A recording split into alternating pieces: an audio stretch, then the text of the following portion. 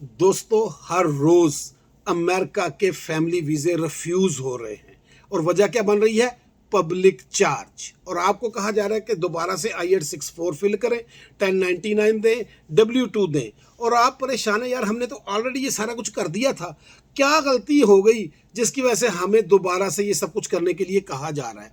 तो दोस्तों, आज मैंने वो गलतियां और उनका हल ही बताना है जिसकी वजह से आपके वीज़े रिफ्यूज़ हो रहे हैं। चैनल को सब्सक्राइब कर लीजिएगा, कीमती वीडियो है, आखिर तक देखिएगा। तो दोस्तों, पहली गलती है I-864 को फिल करने की।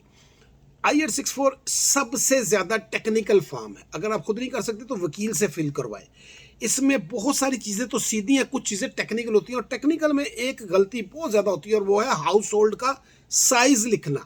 हाउस होल्ड साइज़ कैसे लिखना है कि जितने बंदे अमेरिका में रहते हैं, जो स्पॉन्सर कर रहा है उसकी फैमिली मेंबर, और जो आ रहे हैं उन सबको मिलाकर हाउस होल्ड का साइज़ लिखना है।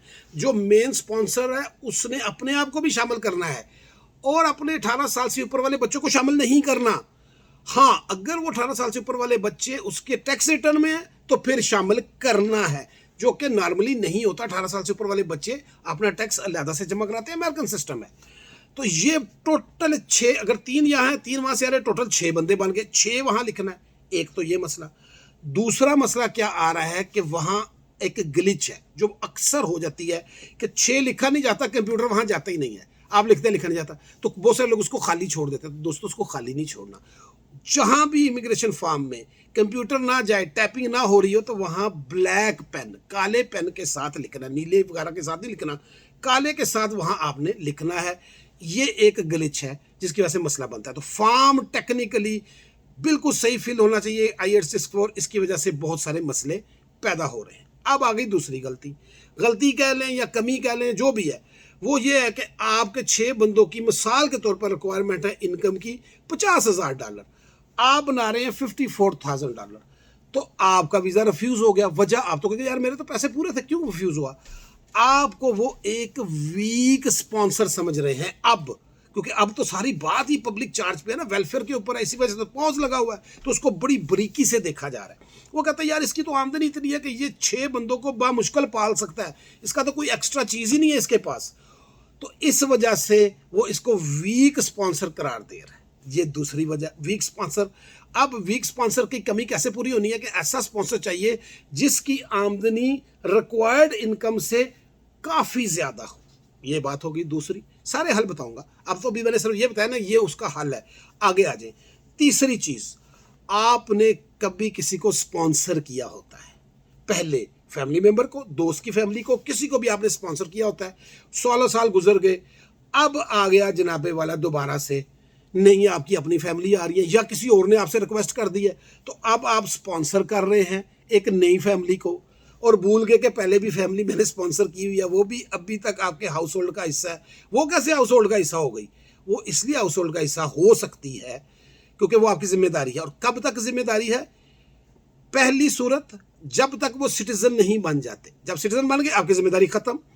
दूसरी सूरत, जब तक वो 10 साल काम करके 40 पॉइंट नहीं ले जाते, उस वक्त तक वो आपके हाउस होल्ड का हिस्सा है। आपने जब अगला स्पॉन्सर करना है तो उनको शामिल करना है, अगर ये दोनों चीज़ें उन्होंने नहीं की। तीसरा, वो परमानेंट अमेरिका छोड़ के चले जाए तो फिर भी वो आपसे फारग हो गए। चौथा, या वो फोत हो जाए या आप फोत हो जाए। तो 5 सूरतों में आपकी जिम्मेदारी खत्म होती है, इसके अलावा छठी कोई सूरत नहीं है।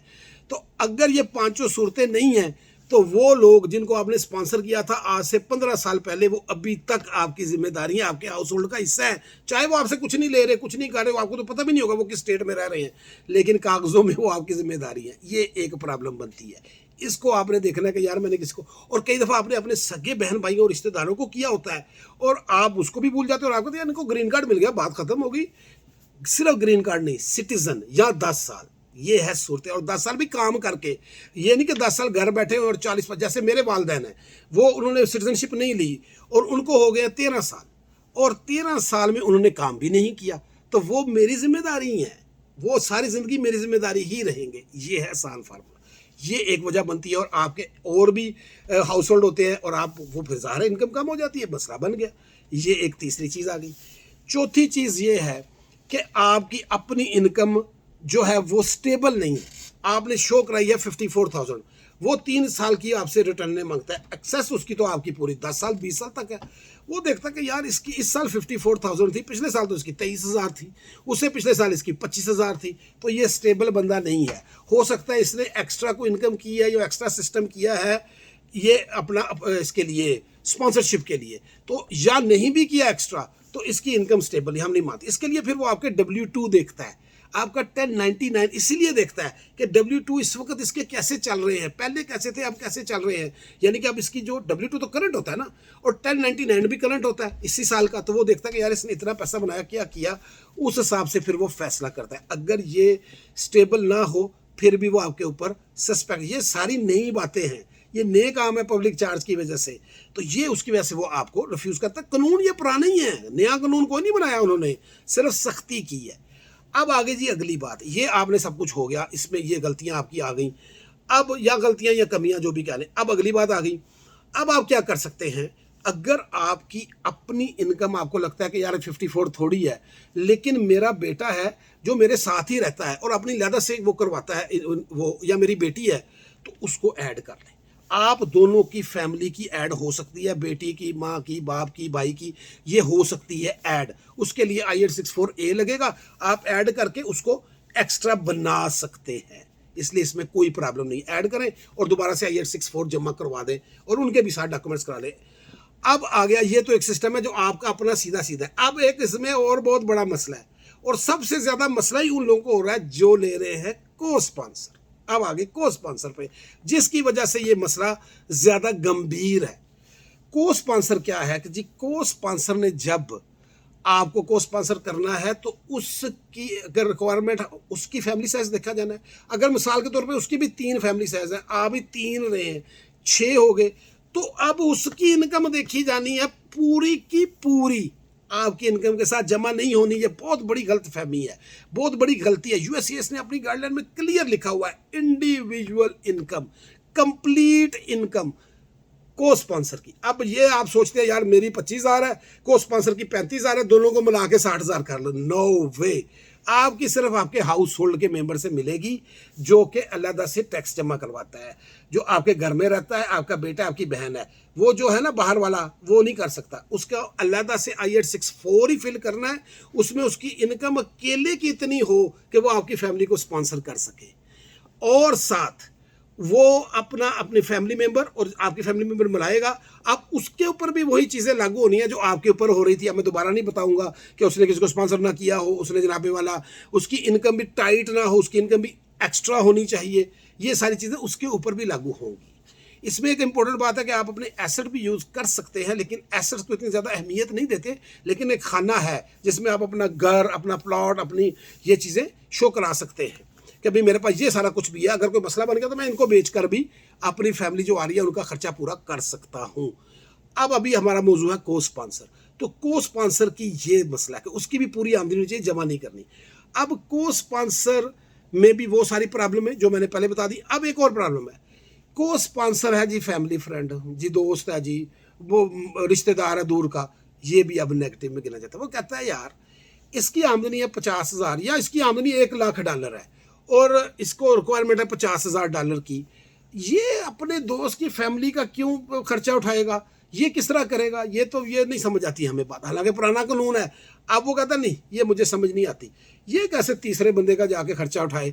इसका मतलब है इन्होंने सिर्फ कागजों का वो पेट भरना है और जनाबे वाला बात खत्म हो जानी है, और फिर जब ये फैमिली के ऊपर बुरे हालात आने हैं तो इन्होंने जाना है वेलफेयर की तरफ। ये को स्पॉन्सर की वजह से मेरे पास जो मैक्सिमम केस और आ रहे हैं ना, मैक्सिमम से मुराद होती है कि ज़्यादा से ज़्यादा जो केस आ रहे हैं वो को स्पॉन्सर वालों के ही आ रहे हैं। आज मेरी जिनसे भी बात हुई वो को स्पॉन्सर वाले थे सारे। और याद रखें, एक बड़ी इंपॉर्टेंट बात बता दूं, ये जो चल रहा है ना सारा केस, ये पूरी दुनिया का चल रहा है। ये पाकिस्तान, ये ना समझे कि पाकिस्तान के ऊपर पॉज लगा तो पाकिस्तान नहीं। मुझे आज ऑस्ट्रेलिया न्यूजीलैंड से कॉल आई हुई थी, आज मुझे इंडिया से कॉल आई हुई थी, हर जगह से कॉलें आ रही हैं जिनको ये पब्लिक चार्ज का की वजह से वीज़े रिफ्यूज़ हो रहे हैं, हर तरफ से हो रहा है। इसलिए ये पाकिस्तान अकेला नहीं है, ये बहुत सारे मुल्क हैं जिनके ऊपर पॉज नहीं है, उनका भी देखा जा रहा है, सबका देखा जा रहा है ये। अच्छा, अब ये एक और सूरत होगी जिसकी वजह से को स्पॉन्सर का जो है ना वो थोड़ा गड़बड़ है, तो उसको, लेकिन इसको कवर किया जा सकता है। वो समझते हैं कि यार चलो फैमिली फ्रेंड है, ये अगर इसकी जिम्मेदारी ले रहा है तो ठीक है। लेकिन फिर एक मसला, अब वो आपको कहता है कि मजबूत को स्पॉन्सर लेकर आओ, तो को स्पॉन्सर में भी वही प्रॉब्लम है जो आप में थी कि उसकी आमदनी टाइट है, तो अब आपको एक मजबूत को स्पॉन्सर चाहिए। अब मजबूत को स्पॉन्सर की तारीफ क्या है कि उसका फैमिली साइज और उसकी इनकम में लंबा फर्क हो, यानी काफ़ी फ़र्क हो, इतना फ़र्क हो कि जो लगे, जैसे 50,000 की रिक्वायरमेंट है तो उसकी इनकम 80-90,000 लाख डॉलर हो, वो एक मजबूत को स्पॉन्सर है। इसी तरह आप एक मजबूत स्पॉन्सर होते हैं अगर आपकी इनकम एक्स्ट्रा होती है। बाकी सिटीजन हो, ग्रीन कार्ड होल्डर हो और उस टैक्स अपने टाइम पे देता हो, टैक्स रिटर्न उसके पास सारी हो, को टैक्स मिस ना किया हो, आपने भी और उसने भी, ये सारी चीज़ें अब देखी जाती हैं। ये वजूहात बन रही हैं स्पॉन्सर और को स्पॉन्सर की वजह से आपके डॉक्यूमेंट्स वापस आने की और आपके वीज़े रिफ्यूज़ होने की। आपको इनके ऊपर ओवरकम करना है। मजबूत टैक्स आपको चाहिए, को स्पॉन्सर मजबूत चाहिए स्पॉन्सर, जिसकी वजह से आप प्रॉब्लम का शिकार हैं। अब आपने इसके ऊपर काम करना। अब एक और बात याद रखें कि आप अगर समझते हैं कि यार ये काम नहीं चल रहा, तो आप को स्पॉन्सर बदल भी सकते हैं, आप नया को स्पॉन्सर भी ले सकते हैं, इससे कोई फर्क नहीं पड़ता। लेकिन अब को स्पॉन्सर और स्पॉन्सर इनका मजबूत होना जरूरी है, दोनों की रकम जमा नहीं होगी।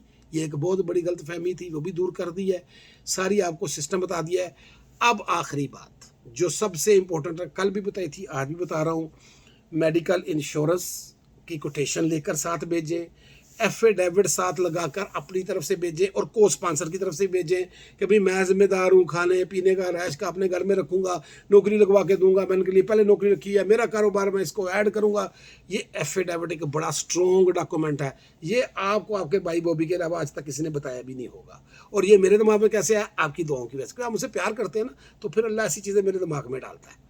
तो आपने ये अगर एफिडेविट बना लिया तो उसको जाके पेश भी करना, उसको दिखाना कि यार ये देखें मुझे एफिडेविट भी दिया हुआ मेरे स्पॉन्सर ने, वो उससे और स्ट्रॉन्ग होगा। वो वैसे पहले हैरान भी होगा कि यार किथों लाया है, ये कहाँ से लेकर आ गया, इसको किसने बताया।